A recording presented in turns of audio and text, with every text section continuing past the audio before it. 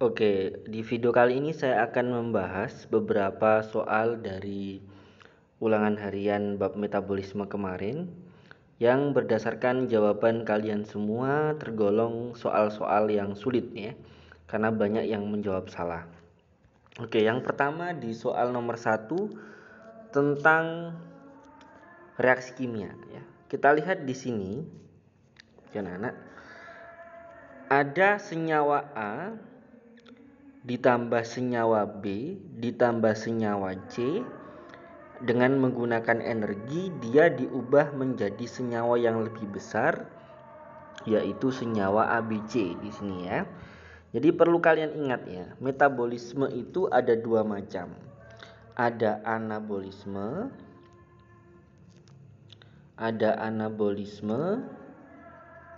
atau reaksi anabolik. Boleh kamu sebut reaksi anabolik, boleh kamu sebut anabolisme, nggak masalah.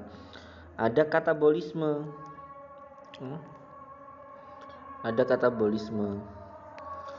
Bedanya kalau anabolisme itu adalah pembentukan senyawa kompleks. Jadi senyawa yang sederhana diubah menjadi senyawa yang lebih kompleks. Sementara kalau katabolisme itu senyawa kompleks dipecah menjadi senyawa yang lebih sederhana. Nah, sekarang di sini sebenarnya sangat jelas ya. Reaktannya berupa senyawa yang lebih sederhana. A,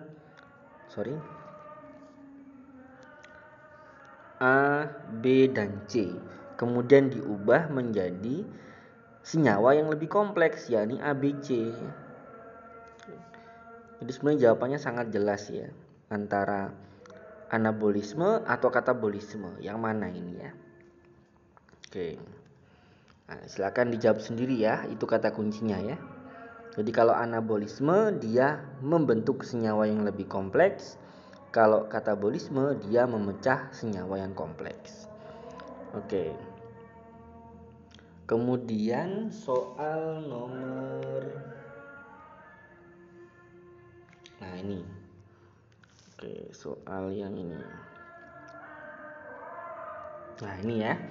Tentang gluconeogenesis. Ini sebenarnya soal nalar ya. Memang saya tidak pernah menerangkan tentang gluconeogenesis.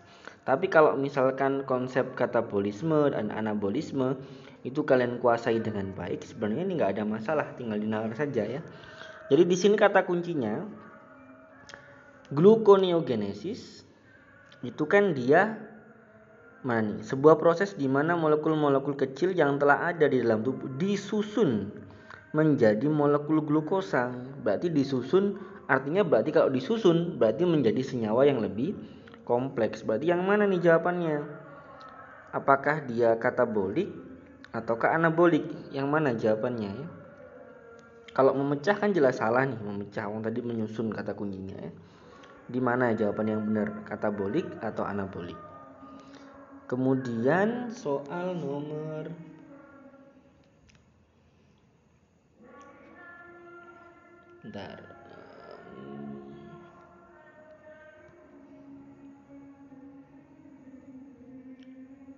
Oke, yang fotosistem 2. Soal fotosistem 2. Nah, ini ya. Oke. Ini juga nalar saja sebenarnya soalnya ya. Jadi kan gini. Fotosistem 2 inhibitor ya, fotosistem 2 inhibitor adalah kelas herbisida yang dapat menghambat langkah kunci dalam reaksi terang. Jika herbisida tersebut diberikan pada suatu tanaman, maka produk fotosintesis yang tidak akan mampu diproduksi oleh tanaman tersebut adalah yang diganggu kan reaksi terang nih ya. Jadi ini kan reaksi terang diganggu dia.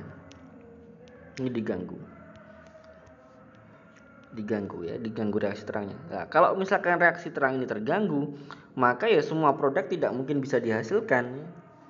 O2 tidak bisa dihasilkan, ATP tidak bisa dihasilkan, NADPH tidak bisa dihasilkan. Kalau tidak ada ATP dan NADPH tentu gula juga tidak bisa dihasilkan gitu ya. Nah, silakan kamu jawab sendiri yang mana jawabannya nih. Apakah hanya ATP? Apakah ATP dan gula? Apakah hanya gula? Apakah karbon dioksida dan air? ataukah cahaya dan ATP ya? Silakan dicari jawabannya. Sudah saya jelaskan tadi ya, insya Allah lebih jelas. Kemudian soal nomor, nah ini bawahnya. Nah, ini juga nalar ya soalnya. Ketika herbisida glycolaldehyd diberikan pada suatu tanaman, sel-sel tanaman tersebut tidak akan mampu melangsungkan reaksi siklus Calvin. Nah, berarti dia yang dihambat bukan reaksi terang, tapi siklus Calvin. Kalau siklus Calvin yang dihambat, berarti dia masih bisa menghasilkan ATP, masih bisa menghasilkan NADPH, masih bisa menghasilkan O2. Tapi karena siklus Calvinnya dihambat, maka tidak mungkin bisa menghasilkan gula.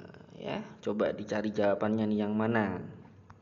Apakah yang A, mengubah ATP dan oksigen menjadi cahaya dan air? Saya kira tidak ya. Kamu cari jawaban yang lain. Yang mana yang kira-kira betul berdasarkan penjelasan saya tadi.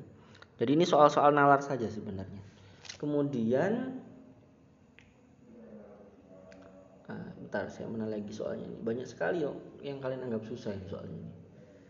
Nah, kemudian perbedaan reaksi respirasi aerob dan fermentasi. Nah, ini yang mana nih bedanya? Respirasi aerob sama fermentasi. Ini saya kira ada di buku dan ada di modul. Ini soal yang sangat mudah, jadi kalian tinggal lebih teliti lagi. Yang mana kira-kira jawaban yang benar apakah A, B, C, D, dan E. Saya tidak perlu menerangkan ini karena insya Allah ini soal yang sebenarnya mudah. Mungkin kalian agak kurang teliti saja. Kemudian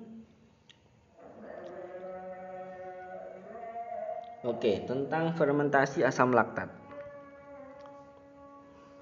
Mana ya?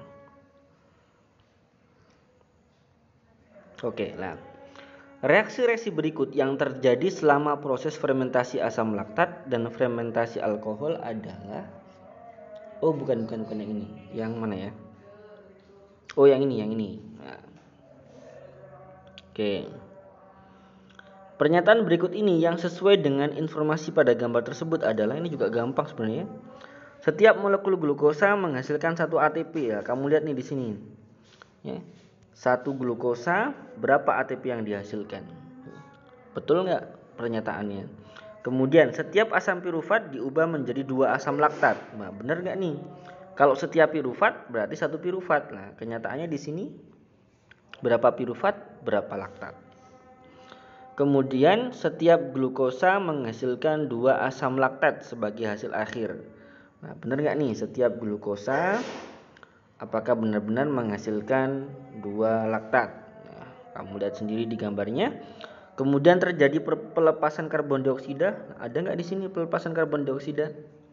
Ya, kamu cari. Kemudian melibatkan proses transport elektron. Nah, ada nggak di sini transport elektron? Karena di sini yang kita tahu ada glikolisis, ada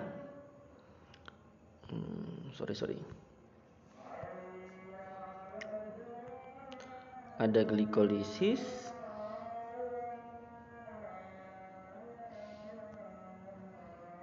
ada NAD plus regeneration ya. Atau regenerasi NAD plus menjadi regenerasi NAD plus itu maksudnya perubahan NADH menjadi NAD plus ya. Kemudian nomor mana lagi ya? Ini fermentasi alkohol. Soal tentang fermentasi alkohol. Ini ya. Berdasarkan gambar tersebut dapat disimpulkan bahwa perbedaan fermentasi alkohol dan fermentasi asam laktat adalah, ini tinggal kamu bandingkan antara gambar di nomor ini dengan nomor sebelumnya. Apa bedanya? Ini soal nalar ya. Saya kira ini bisa dicari. Ya, misalkan A, fermentasi alkohol menghasilkan ATP lebih banyak daripada fermentasi asam laktat. Benar gak nih? Nah, ini alkohol yang dihasilkan berapa? Kemudian pada fermentasi asam laktat berapa yang dihasilkan? Beda apa sama ya? Ini tinggal dinalar aja, gampang insya Allah. Kemudian ini hanya 2 orang yang menjawab benar nih ya. Tentang obat antifungi. Mana nih? Nah, suatu obat antifungi mengganggu proses pemecahan glukosa menjadi pirufat dalam proses fermentasi. Jika obat tersebut diberikan pada fungi, maka produk fermentasi berikut yang tidak akan dihasilkan adalah yang mana ya? Ya berarti gini, kalau misalkan glukosa itu tidak bisa diubah menjadi pirufat, mana tadi? Oke, kembali gambarnya nih ya, alkoholnya. Kalau misalkan glukosa tidak bisa diubah menjadi pirufat, berarti dia mengganggu proses glikolisis. Otomatis ini tidak mungkin bisa dihasilkan, ini tidak mungkin bisa dihasilkan, ini tidak mungkin bisa dihasilkan, ini juga nggak mungkin bisa, ini juga nggak mungkin bisa, ini juga nggak mungkin bisa, karena di tahap awal dia sudah dihambat oleh obat antifungi tadi. Oke, itu ya soal-soal yang kalau berdasarkan jawaban kalian ini banyak sekali yang menjawab salah. Jadi saya harap setelah kalian melihat video pembahasan ini, kalian nanti bisa melakukan perbaikan nilai dengan lebih baik. Oke, selamat mencoba.